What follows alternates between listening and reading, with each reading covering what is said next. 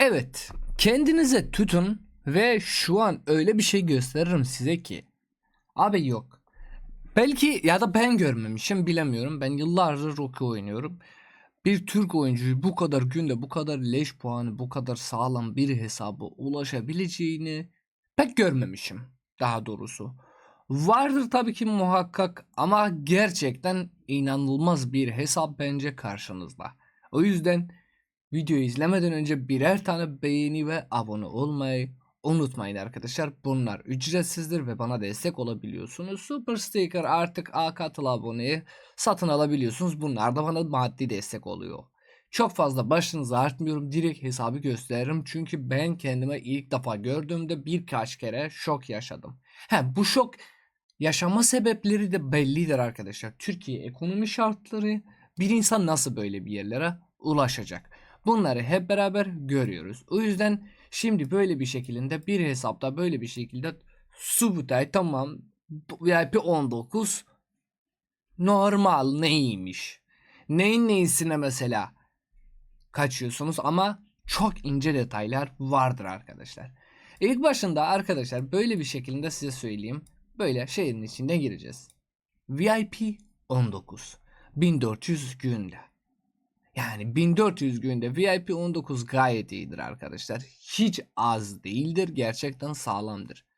İyi bir para kesinlikle yatırılmıştır. Çünkü böyle bir şey şu ana kadar yani tamam gördük VIP, SVIP de gördük. Yani 200 günde SVIP hesapları da gördük. Ama burada şaşırabilecek bazı şeyler daha var, ileride de onları gösteririm. Tüm paketlere alınmıştır. Şimdi 75 milyon bir hesabı var. 75 milyonluk bir hesap VIP 19.400 günde gayet iyi bir şey. Ama burada sadece onlardan bitmemiş 4,5 milyonda bir ölüsü var bu hesabın. Yani neredeyse 45 milyon bir güç kaybı vardır. Yani 110 milyonluk bir hesaptan bahsedebiliyoruz. Erkan sorunda 2,5 milyonu yani 2 milyon 300 bin bir askeri geri dönüyor ama gayet sağlam bir şekilde bir ölü vermiştir. Yani bu hesabın bir KVK'da 50 milyar bir kaynak harcaması söz konusu ve bu da gerçekten büyük bir rakamdır. 50 milyar kaynağı harcaması için gerçekten kaç gün hızlandırman gerekiyor, harcaman gerekiyor? Yani 800-900 bin günden hariç yani fazlasıyla harcamanız gerekecek arkadaşlar. Bunu da size söyleyeyim ve %10'u da tabii ki iade ediliyor. Pek de umrunda değildir. Bu adam şu an tabii ki burada tatilde. Yani tatil bileti vardır ve bu tatil biletiyle kendi krallığını göç ediyor artık. Ama bu hesabın daha şok edici şeyleri vardır arkadaşlar. Bu hesabı tamamen adam kendisi yapmıştır tabii ki. Kendisi bize böyle bir şey söyledi. Ve bu hesaba 6 milyonun üzerine 6 milyon TL'nin üzerine bir yatırım yapılmıştır. Yapılmamış mı? Yapılmıştır ama VIP'den değil. Başka şeylerden. Daha doğrusu böyle bir şekilde 1300 ya 1400 günden arkadaşlar bu adam iki tane efsanevi teması yani gücün zirvesi oynamış. Ve bu gücün zirvelerinde iki tane tema almıştır. Yani hem birlik saldırısı %12 ve hem de okçu saldırısı %20. Her ikisi de almıştır arkadaşlar. Bunu da size söyleyeyim. Daha şaşırtıcı bir şey daha vardır tabii ki muhakkak vardır. Ama bunu şimdi size göstereyim mi göstermeyeyim bilemiyorum. İlk başında böyle bir şekilde şaşırtmadan önce bunları göstereyim. Şimdi VIP 19 adamın 1 milyar üyelerden zaten kaynağı var. 1 milyar burada 788 milyon ve tabii ki 200 milyon bir altını var. Toplam kaynaklarda üstünde baya iyi kaynak vardır. Hızlandırma vardır. 500 gün hızlandırması vardır bu adam. Bu adam 50 milyar kaynak harcamış arkadaşım. 50 milyar kaynak harcamış. Daha 500 gün hızlandırması var. 2 tane Zenit yani gücün zirvesi almış. Bir Türk oyuncudan bahsediyoruz. Bu kafayı şaşırtacak mı abi? Şaşırtacak. Genelde böyle kalıyorum ben. Nasıl? Tamam mı? Yani gerçekten de çok sağlam bir hızlandırması hala da duruyor ve bu adam paket çekiyor. Yani bu tarz şeyler çok umurunda değildir. %50 de kapasiteler, saldırılar, savunmalar gerçekten şey değildir yani çok fazla önemli değildir. Çünkü bu hesaplarda bu tarz hesaplarda sürekli oluyor arkadaşlar. Size bunu söyleyeyim. Bütün kapayı, bütün leşini kasmış mı? Kasmıştır arkadaşlar. Ekipmanlara girmiyorum. Ekipmanlara girmeden önce burada profili göstereyim size.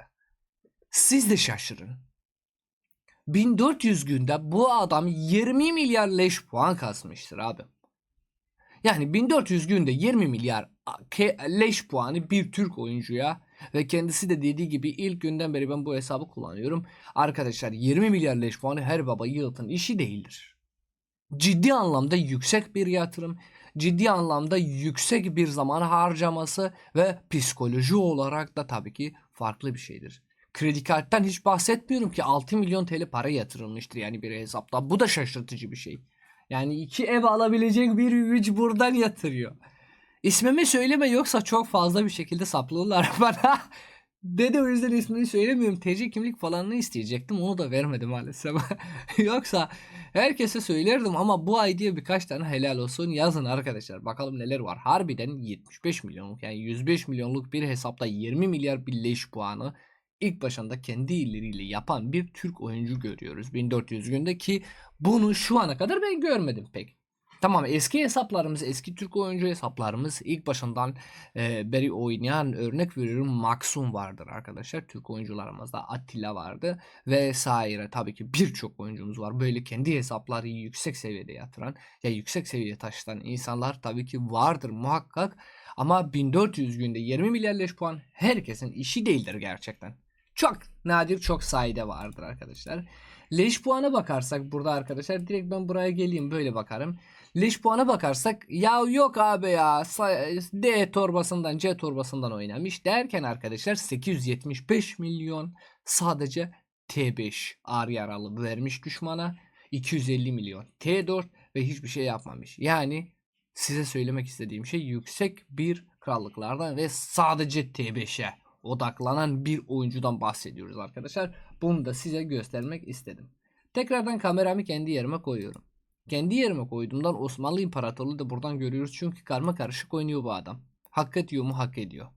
Buradan görecek şeylerimiz de şaşırtacak. Burada 1400 günde 27 milyon ölüsü var. Çok fazla bir ölüsü yoktur arkadaşlar. Yani ölüsü 1400 günde 2-3 milyon benden daha fazla ama leş puanı benimin 2 katında arkadaşlar. Bunun da bir şeyler faktörü vardır tabii ki. Faktör rakam, yani yatırılmış rakam. 1400 günde bu adamın yatırılmış rakamı hadi var hesabı yok. Yani para gücünü aslında burada rahat bir şekilde görebiliyoruz. Ve zeka gücüyle tabii ki beraber 31 milyarda kaynak desteği vardır. Gayet sağlamdır. Peki şaşırtıcı başka şeyler ne var? Ekipmanlara geçiyoruz. Ama ekipmanları size göstermeden önce birer tane beğeni atarsınız ve abone olursunuz arkadaşlar, çok sevinirim. Bu tarz hesaplarla birikim hesapları varsa özelden bana yazabiliyorsunuz Instagram'dan. Böyle bir hesapları ana kanalında video çekiyoruz ve atarız arkadaşlar. Burada ekipmanlara bakarsak 2 süvari buradan duruyor arkadaşlar. 2 süvari, 2 piyade, 1 okçu duruyor burada. Süvarilerden her ikisi de tabii ki Fetih sezon Sela'yı yapmış. Okçu da aynı şekilde, piyade de aynı şekilde. Sadece piyadenin bir tanesi normal silah vardır. Burada kaç tane kritiğimiz var? 1, 2, 3, 4, 5, 6, 7, 8, 9, 10, 11. 11 tane bir kritiğimiz vardır bahtsız arkadaşımıza. 12 tane, 13 tane, yani 12 tane vardır. 12 tane bir ekipmanımız vardır burada ve bu adamın yapamadığı şeyler de yapacak tabii ki yakında. Ama burada da gayet sağlam bir şekilde bir materyal burada duruyor arkadaşım. Bunları da size söyleyeyim. Bu materyal herkesin işi değildir. Çok yüksek bir yatırım yapması gerekiyor ve zaman beklemesi gerekiyor. O yüzden bazı yanlışlar olabiliyor, onları da gösteririz. Teçhizatları tabii ki videonun, yani zaten komutanların üzerine bakacağız teçhizatlarda, bakalım neler yapmış ve buradan da diğere geçiyoruz. Diğere geçtiğimizde adamın 24 tane pasaportu var arkadaşlar, göç edecek ve pasaportları da tabii ki toplayacak buradan. Ve buradan da bakarsak 88 tane sadece altın kafası vardır. Geri kalan hiçbir şey yoktur. Buradan da 2 tane tren kanıt kısmını vardır tabii ki. 3 taneyi birleştirse bir tane tren oluyor. Şimdi hesaba geçersek buradan böyle bir şekilde hesabı geçiyoruz. Buradaki kıtalar ya komutanlar, kaç tane komutanı fulldir 1400 günde? 2, 4, 6, 8, hatta böyle yapalım abi, efsanevi, direkt efsanevi. 2, 4, 6, 8, 10, 12, 14, 16, 18, 20, 22, 24, 26, 28. Buradan da bunlar vardır tabii ki, 5, 5, 5, 2, 28, 29, 30, 31, 32, 33. Adam KVK2'de de KVK1'de de sağlam bir şekilde fulllemiştir komutanları. 33 tane komutanı vardır.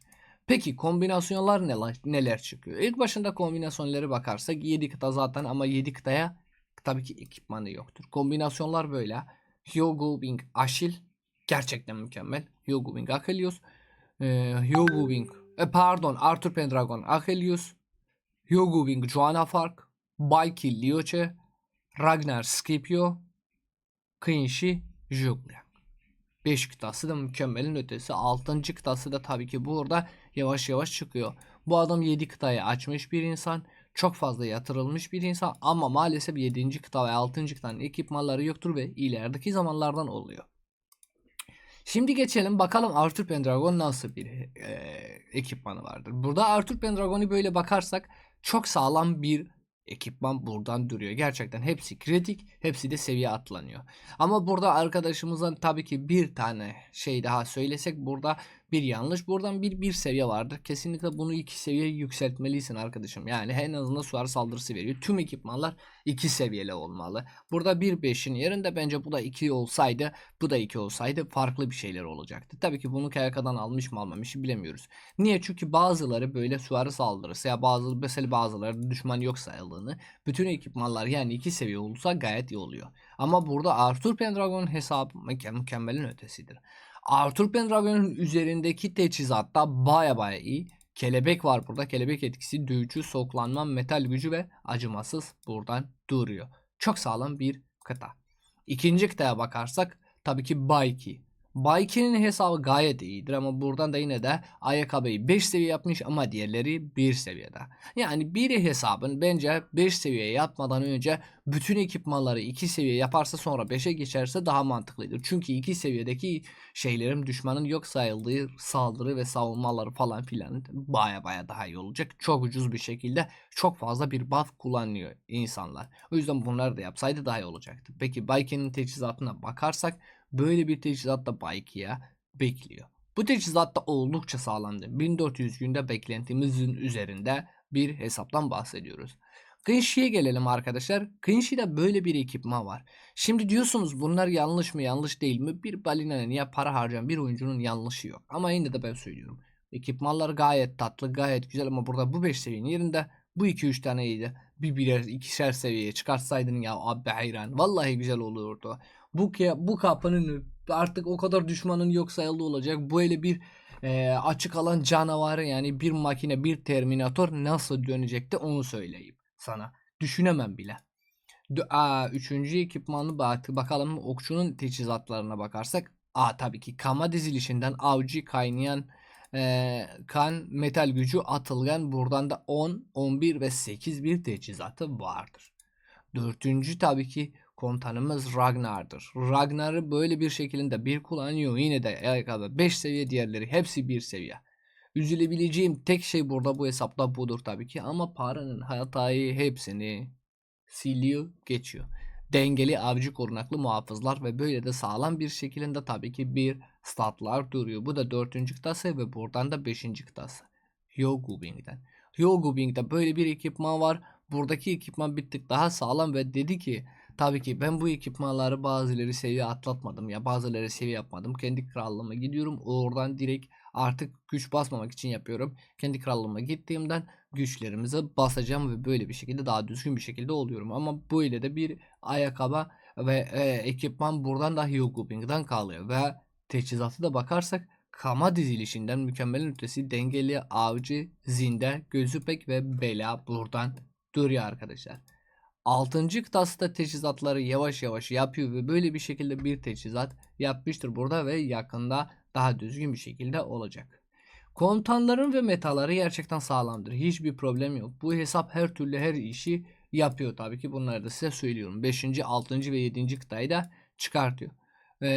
Geri kalan bir şey kalmadı aslında. Şey de almıştır.